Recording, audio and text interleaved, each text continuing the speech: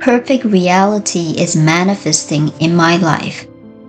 The will of God for me is the will of a boundless life flowing through me.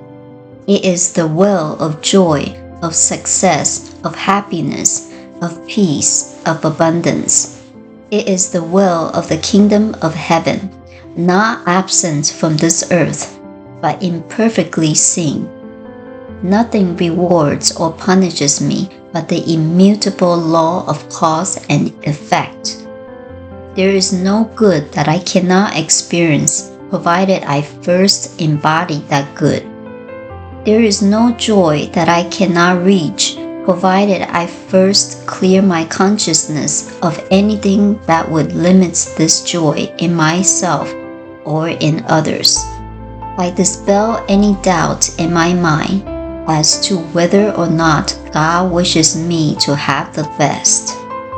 There is no judgment, no condemnation, no criticism. I know that any belief in a power that harms is false. Every such belief is eradicated. There is justice, knowledge, right guidance. Divine intelligence operates through me without confusion, calmly moving forward, progressive, reaching outward.